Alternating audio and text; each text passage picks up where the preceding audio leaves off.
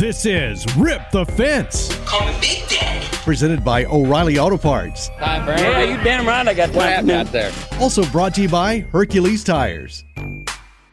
Welcome to episode 86 of Rip the Fence. We are doing yet another quarantine version on Zoom video conference, and we are popping Andrew Laser's cherry on Zoom video conference. What's up, Andrew Laser? How's it going, guys? This is your first Zoom conference ever? Yeah, first ever. I just downloaded it this morning. I think it was CB's last week too, so we're just blazing a trail here apparently. Yeah, popping everyone's cherries. Well, by the way, this is coffee in here. I am 16 days sober, which has been the hardest 16 days of my life. Why would you choose to do that now? So I don't get a divorce? No. I think a lot of people are doing the opposite of you. Yeah, that's what I mean. That's what I mean. It's like it seems like everybody else is deciding that now this is a good time to drink. Yeah. It's been really hard, but nah, we've been doing all right. I mean, the best that we can do through this time, but I'm trying to lose some weight, to be honest. I mean, the quarantine 15 has been put on. I finally put a battery in my scale, so I know how much I weigh now, and it's not good. It's not good. Oh, but it's awesome to have Andrew Laser on the show. I know he's a big Rip the Fence fan. Sorry it's under these circumstances and that we have to do it through a Zoom conference, but it's cool to have you here. Yeah, I'm a big fan. I always love listening to you guys, and you guys put dirt racing on a platform, which is really cool, and always have great insight for dirt racing. So I'm glad to be on. So where are you at? Are you in Pennsylvania right now? Yeah, I'm in Pennsylvania. Just all five of us in the family quarantined together. Man. Oh. Got to be a crazy time. I saw that you did some sim racing. Dillon called the USAC Midget Race last week. How did that go? And did you have some fun? Yeah, it was fun. It was a little rough for me. I thought going into it I'd have a good chance. I was practicing at Kokomo quite a bit, and I got a little bit behind my heat race, but I missed the transfer by one. So I was like, all right, just take it easy in the B and I'll be fine. I thought I was going to, and I took it way too easy, like the first two laps. And, I was, back to 10th because I just didn't want to wreck. But then I was back to, 10th, and I was playing catch-up, and then I eventually wrecked. But sim racing's hard. Yeah, so the big discussion right now has been, specifically with this USAC deal is do they let the sim guys race because they were so much better than everybody else, and they've opted to not let the sim guys race. So what is your opinion on that as a real world driver racing against the sim guys? Do you think they should be allowed to race? I think they should do a little bit of both, to be honest. I feel like the normal races, I think they should let the sim racers do it. But I think for Saturday with the big race that Andy's putting on, which thanks to him for putting it on, that's going to be really cool. I think it should just be the USAC guys because some of those sim guys, they're just really good. And it's tough to compete with them. Guys like Logan do it, but it's really tough. But props to them for being so good at it. But I think a little bit of both because it makes us better at it too. Well, I think that's the debate, right? Is that for fans, if they are watching a USAC race, they want to tune in and watch the USAC guys. But if the sim guys are all beating the USAC guys, they're not gonna, and the USAC guys are running 10th through 20th, we're not going to talk about the USAC guys. So it's a tough balance to find. Yeah, definitely. I saw Chris Windham tweet something like that, and I agreed with him. A lot of the guys tuning in are cheering on their favorite USAC drivers, and they're seeing them in the C main and stuff like that, and it's tough. I think the highest placing regular driver was 7th or 8th in the first deal at Kokomo. So it's tough. I think it's cool that USAC's doing all these races, and I think for sim racers and us real racers, it's cool for both of us to be able to compete against each other. I'm going to play devil advocate and say get better. How about that? That's true. Better. That's true. If there are guys out there that are better than you, beat them. Yeah. That's what I thought. See, that's what I thought too. But it's hard. Andrew's right. Those guys that do the sim and do it well, are really, really good. And it's hard without like having years worth of it. I mean, it's the same thing as running a real car, I guess. Yeah. But it's hard. It's like, it's legitimate seat time that they have on you guys, because there are differences as close as the sim and the real thing are, there are differences, and it's going to lend itself to the sim guys. Like I was in the speed, I think it was the Power iRace last night. I was in that, and we went out to qualify, and it's a fixed setup, and I think I qualified like 14th, and like 2nd through 20 are within like a 10th. And then there's this one sim guy that went like 2/10 faster than the field and just dominates. And it's just tough to compete with that. I think it's crazy that like the NBA are trying to play like NBA 2K20 games like with their guys, but like they want something that racing has right now, and that's a simulator, and we actually have racing on television. It's crazy. I mean, it's really cool. I mean, iRacing's got themselves a good profit right now, but it's just really cool that we can do this in our time off, and it really does. It's fun. I think a lot of people. I would like to get back on asphalt racing in real life a little bit, because a lot of the asphalt racers said that iRacing is super similar to real life because of the tracks and everything, which the dirt is similar, but it's hard to get it exactly perfect with the changing track conditions and stuff. But I think with each update, they get better at it. Yeah, no doubt. Well, we wanted to get you on just to kind of get to know you a little bit better. Obviously, you're racing with Tucker Boat Motorsports, and last year you were with Clausen Marshall Racing. Your first podium finish in Ocala. Congratulations on that. What was that like to finally finish on the podium with USAC? Yeah, it was really cool. I mean, it was just a great way to start the year. Chris won, and I got third, and it was just really cool. I know that going into it, we had a lot of speed. I felt like we knew that the cars were going to be great, and at the Chili Bowl, I think all 6 or 7 of whatever cars Chad brought, we were all really fast and competitive. So I knew going into Florida we'd be good, and it was just a really good night. I know Chris and I didn't really qualify where we wanted to, and so we had to pass more cars than what we wanted to, but it was really good. Chad, Chris, and I just giving each other input and getting the cars better for the heat races and then for the features. And by feature time, the cars were perfect. We were really good. I'm curious, you went from Clausen Marshall to Chad's deal, and CMR obviously has good cars, good equipment, everything. But you and I both know how good Chad's stuff is. What has the transition been like for you?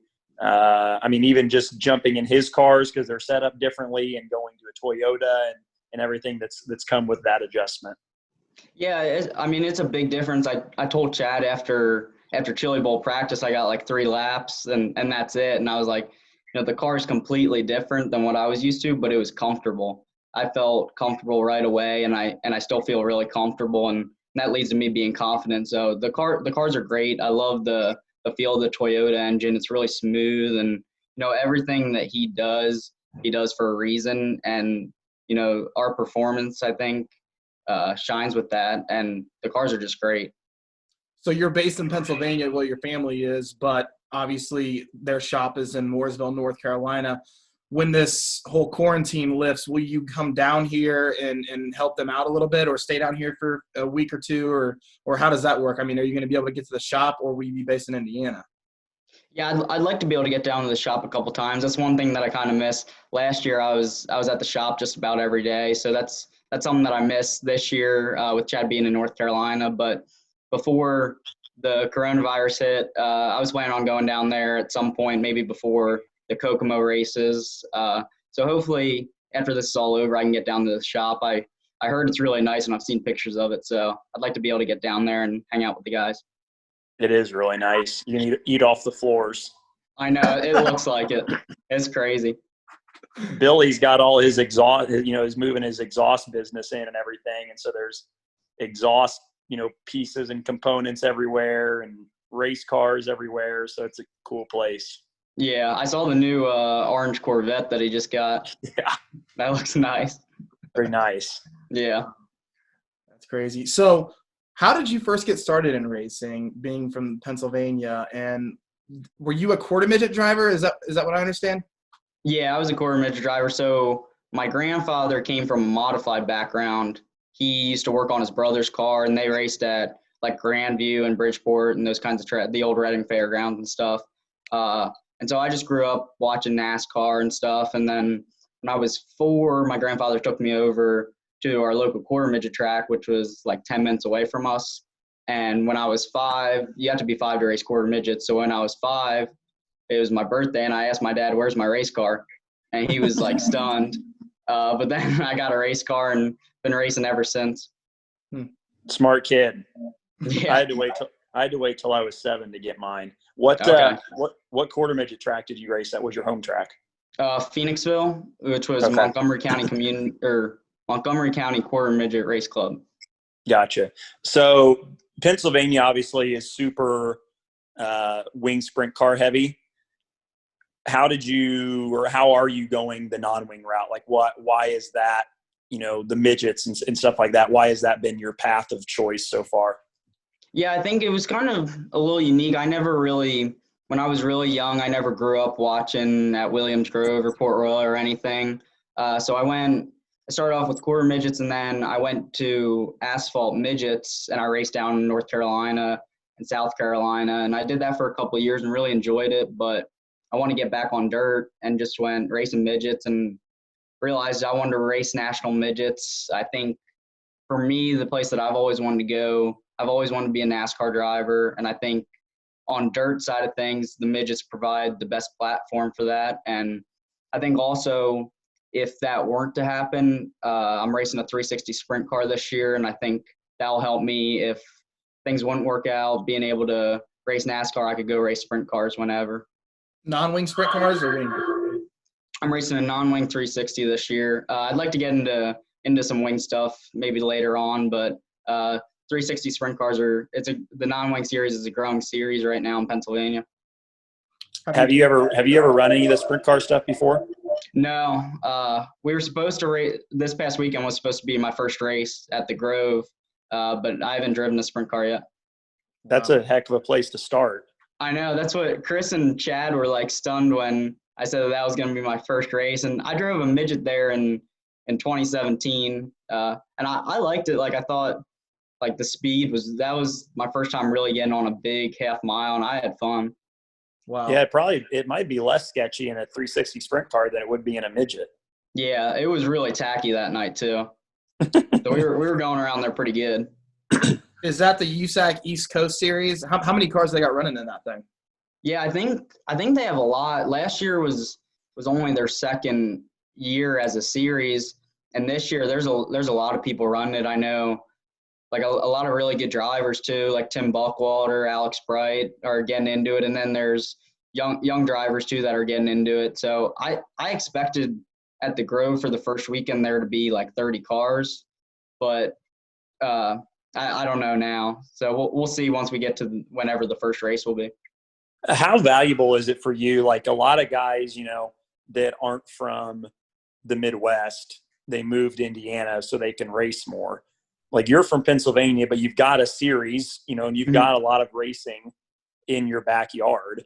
How valuable is that to just be able to kind of stay, rooted in Pennsylvania, but still get the opportunities to race a bunch, even though you're not in like the heart of dirt racing? Yeah, it's cool. I think last year was a different experience for me because I lived out in Indiana for the better part of a year, and I had a lot of fun doing it, and it was cool. I love Indiana, but Pennsylvania is my home, and I love being home. And it's really cool that I was able to meet Gene Frankowiak, and he's my car owner for the sprint car, and the opportunity to race a sprint car this year because the midgets is a great series, and I think 40 races this year, which is really cool, but the sprint cars will give me some more seat time. Wow, that's crazy. So the most important question I got for you today is, when are you going to have a Dr. Evil racing helmet? I think soon. I think that's the next one. We talked about that at the Chili Bowl. Actually, one of my friends said that I should get that like 2 years ago when I was racing for Alex. One of his friends said that I should do that. And I've actually never watched those movies. What? Oh. Yeah. Oh my gosh. Really Probably not old enough. Yeah, I just never watched them, but I know that. But I definitely need to get that as my next helmet. That would be funny. You need to watch those movies too. They're funny. Yeah. Yeah, I do. Who paints your helmets? Chris Rupp, he's from Pennsylvania. Okay. But yeah, he did a really good job with my helmet. It's been a while since I had a painted helmet, and I got one for the Chili Bowl this year. That's crazy. So how impressed with Chad are you? Because obviously Chad stopped his racing career to start this team, and really they're championship contenders right now. Their first season out of the box, and you left Clausen Marshall Racing, which is probably one of the most established midget teams besides Keith Coons. How impressed with Chad are you? Yeah, I'm super impressed with Chad, and Chad was the reason why I wanted to join Tucker Boat Motorsports. Is at the end of 2019. I realized, I was going to be doing something different for 2020, and it took me a little bit to figure out what exactly I wanted to do, but once I did, it was pretty clear that I wanted to race for Tucker Boat Motorsports, and the main reason was just Chad is, he's young, he's right out of the seat, and he's very mechanical, and, he knows what he's doing around a race car and fine-tuned with everything, and that's probably been the most impressive, is just seeing how detailed he is with every aspect of the race car. I think that's. Go ahead, Go ahead, Ty. You also get to learn from Christopher Bell. I saw him in Ocala. He had the Dartfish out and was kind of helping you guys with laps, and also Chris Windham, who's a big time veteran. How much have you learned from those guys so far? Yeah, I think with Christopher Bell, I think I didn't really realize how much knowledge he had with the race cars too. And I think that's a big aspect of TBM right now is Christopher being able to help. I know at the Chili Bowl, he and Chad really worked together to be able to get the car better and better.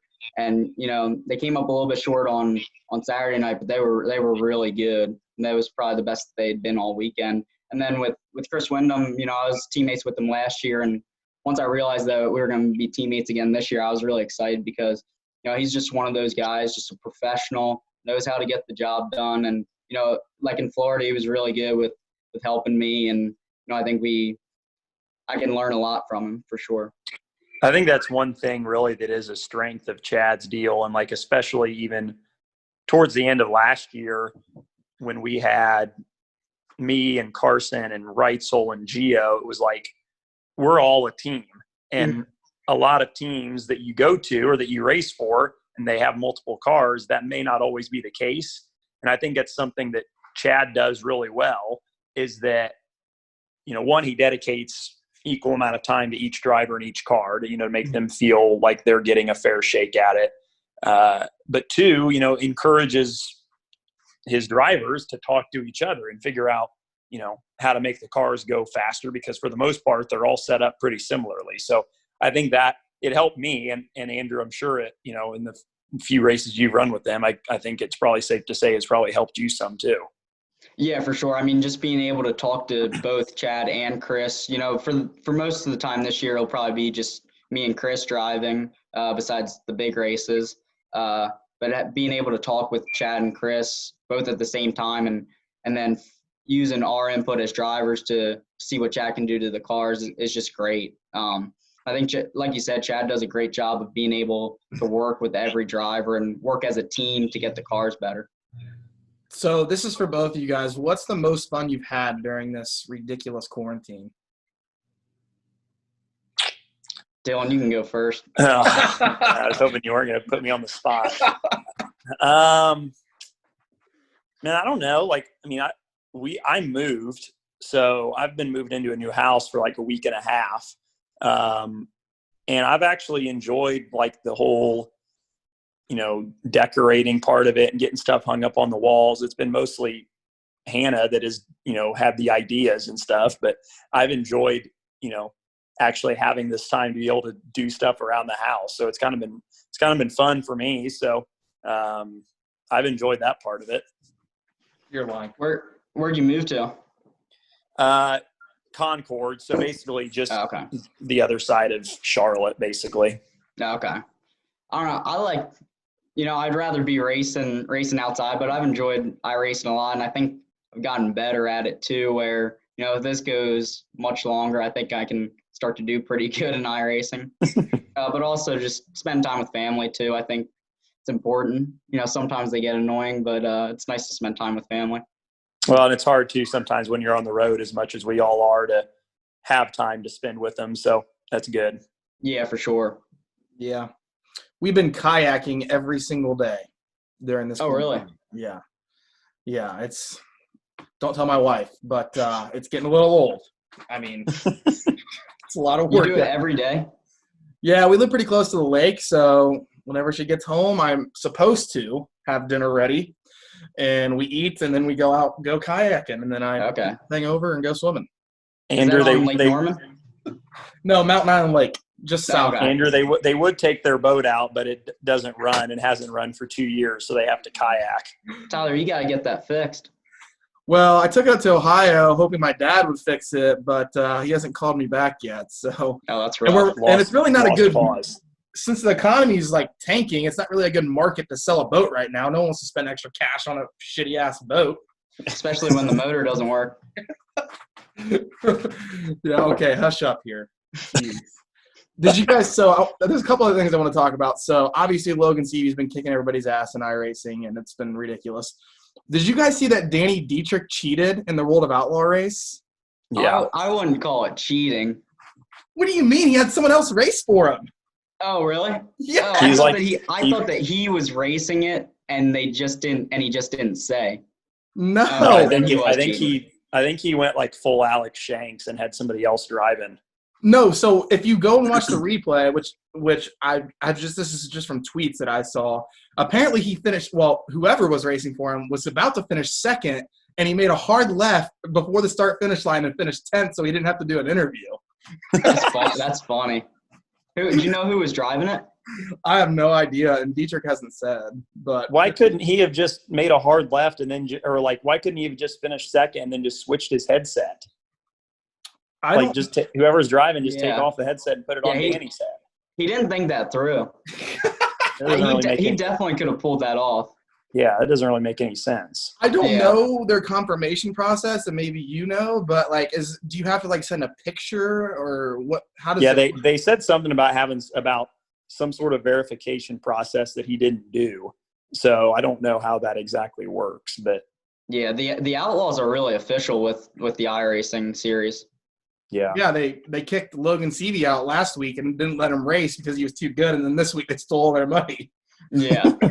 Yeah, he's so good at it. I saw that he won that Xfinity race too. He's just so good at it. Yeah, he's making bank. He hasn't lost very much. It's a good way to make money. Yeah. It's crazy. Well, it was fun having you on, man. It was good to talk to you. Sorry it's under these conditions.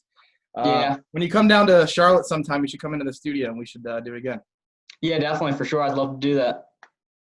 Sweet. Well, sorry you have to be Dillon's teammate the rest of the year, but hopefully we get back to racing. Hopefully he gets to run a couple times this year. I'd like to be teammates with him. I know. I'm working on it. I want to make it happen, so fingers crossed. Yeah, definitely for Hangtown and BC39, that would be cool. Yeah, no doubt. Well, thanks, Andrew. Appreciate it. Yeah, thanks for having me on. Yep. Sir, are you aware you were going 40 miles an hour?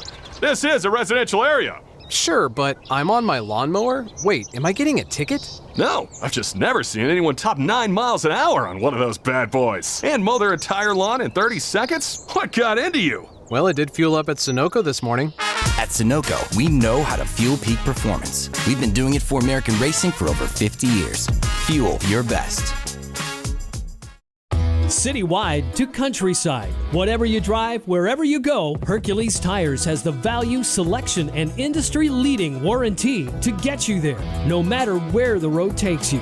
Go to HerculesTire.com. There you can find the nearest authorized Hercules retail location to you. Plus, you can use the tire tracker to find out which Hercules tire fits your vehicle the best. That's HerculesTire.com. Hercules Tires. Ride on our strength. Andrew Laser. What a fun conversation that was with your teammate, Dillon. Laser beam. I can't believe he's never seen that movie. Well, it's not really age appropriate. Well, he's not. It's not like he's 13. He was 13 probably, 5 years ago? Yeah, probably. How old is he now? I don't even know. He's 18 or 19, I think. Yeah. Yeah. But, yeah, it was fun. Before we go on this week's edition, I do need to mention that pristineauction.com, who is obviously Andrew's sponsor and your sponsor on Chad's Cars, has a registration code that you can dial in for free $10 using code RIP, R-I-P. Use the registration code for pristineauction.com. Jared has been a good partner this year coming on board Rip the Fence. And Dillon, I know there's some exciting stuff you could buy on there. Maybe some Seabell signed memorabilia, or I can't say that word. What the hell? Memorabilia. Memorabilia. Free $10. pristineauction.com. Use the registration code RIP. Before we go, who are our hat shakes this week? What do you got? I mean, I got to give mine to Stevie, right? I mean, he's won everything under the sun the last few days. Yeah. He has been pretty good. He's won, pavement races. I saw he beat Chase Cabry. Is that how you say his name? Yes. Cabry? Chase Cabry in the pavement race at Bristol. He's probably going to win tonight. We're obviously recording this on April 8th. But, Stevie's the only one making any money. Yeah. Right now. That's what you got to do. It's like trying to make money being a real-life dirt track racer. You got to win all the time. That's the only way to make money. So CV's yours. Mine's going to be who should I do? How about Johnny Gibson for driving down to Charlotte with his motorhome, if you will, parking it in the World Racing Group parking lot and working for them during this quarantine. I know. He was over there. I was at the Dirt Vision Studios today, too, and he was over there with me. So you got to meet – I never met Johnny Gibson. I worked at Eldora race with him. The first Let's Race 2 when it was the Outlaws and USAC, I worked with him. He's shared a booth with him. You shared a booth with John Gibson. Yep. Wow. What a legend. That guy's awesome. So those are my hat shakes. Those are our hat shakes presented by O'Reilly Auto Parts. All right. We are presented by O'Reilly Auto Parts. We're also brought to you by Hercules Tires. 86, Dillon. Maybe we can finally get back into the studio here soon. What do you think? Yeah, maybe one day. Maybe I don't think it's going to be anytime soon, though. I don't really think so either. But hopefully you enjoyed this week's episode with Andrew Laser. We'll get someone else next week. I mean, we're doing the best we can. Yeah, we're trying. All right, go back to decorating your house with Hannah. This has been episode 86 of Rip the Fence.